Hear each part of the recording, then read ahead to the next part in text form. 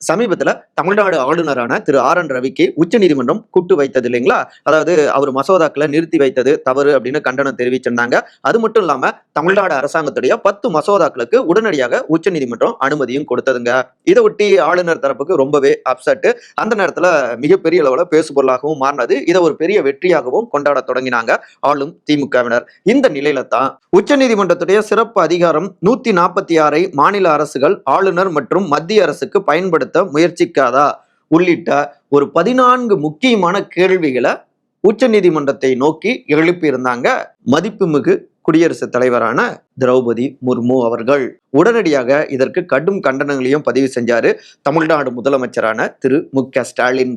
மாநில அரசாங்கத்துடைய மசோதாக்கள் மீது ஆளுநர் முடிவெடுக்க காலக்கெடு விதித்திருப்பத ஒன்றிய அரசாங்கம் எதிர்ப்பது ஏன்? மாநில அரசாங்கத்துடைய மசோதாக்களுக்கு ஒப்புதல் தராம ஆளுநர் முடக்குவதை சட்டப்பூர்வமாக்க பாஜக முயற்சிக்கிறதா? மேலும் பாஜக அல்லாத கட்சிகள் ஆளும் மாநில அரசாங்கங்களை முடக்க நினைக்கிறதா ஒன்றிய பாஜக அரசாங்கம் அப்படின்னு 3 முக்கியமான கேள்விகளை அடுக்கியிருந்த முதலமைச்சர் திரு மு.க.ஸ்டாலின் பாஜகவுடைய ஒன்றிய அரசாங்கத்துடைய ஒரு ஏஜென்ட் போலதான் செயல்பட்டு கொண்டிருக்கிறார்கள் ஆளுநர்கள் அப்படின்னு கடும் கண்டனங்களையும் பதிவு செஞ்சிருக்காருங்க. இதை ஒட்டிதான் மாநில உரிமைகளை பாதுகாக்க உடனடியாக அனைவரும் ஒருங்கிணைய வேண்டும் அப்படின்னு கேரளா, கர்நாடகா, தெலுங்கானா, ஜார்க்கண்ட், ஜம்மு காஷ்மீர், பஞ்சாப், ஹிமாச்சல பிரதேஷ், மேற்கு வங்காளம் உள்ளிட்ட 8 மாநிலங்களுக்கு உடனடியாக ஒரு கடிதத்தை எழுதியிருக்காரு தமிழ்நாடு முதலமைச்சருங்க. இதன் மூலமாக தமிழ்நாட்டுக்குள்ளார திமுகக்கு எதிரான நகர்வை பாஜக தீவிரப்படுத்தும் பொழுது அதை முறியடிக்கக்கூடிய வகையில அனைத்து மாநிலங்களிலும் பாஜகவுக்கு எதிரான ஒரு அரசியல் அணியை கட்டமைக்கக்கூடிய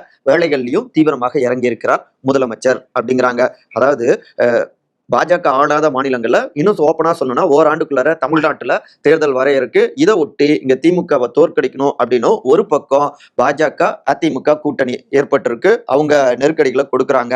இன்னொரு பக்கம் தங்களுடைய விசாரணை அமைப்புகள் மூலமாக இடி, ஐடி போன்ற அமைப்புகள் மூலமாக இங்க ரெய்டு உள்ளிட்ட அஸ்திரங்களையும் ஏவுகிறார்கள். அதன் தொடர்ச்சியாகவே தங்களுடைய ஏஜென்ட் போல செயல்படுகின்ற ஆளுநர்கள் மூலமாகவும் இன்னொரு பக்கம் அதற்கு ஆதரவான ஒரு மனநிலையில குடியரசுத் தலைவரும் செயல்படுறாங்க. சோ எல்லா வகைகள்லயும் பாஜக அல்லாத கட்சிகள் ஆளக்கூடிய மாநிலங்கள்ல, குறிப்பாக தமிழ்நாடு போன்ற மாநிலங்கள்ல இப்படியான குடைச்சல்களை தர பாஜக முயற்சி செஞ்சிட்டு இருக்கு. இதை முறியடிக்கிறதுக்கு தான் ஆல் இண்டியா லெவல்ல அவர்களுக்கு எதிரான ஒரு அரசியலை தீவிரப்படுத்துறாங்க. அந்த மாநிலங்களுக்குள்ளார இருந்து அழுத்தங்கள் வரப்ப பாஜகவுடைய கவனம் சிதறடிக்கப்படும்.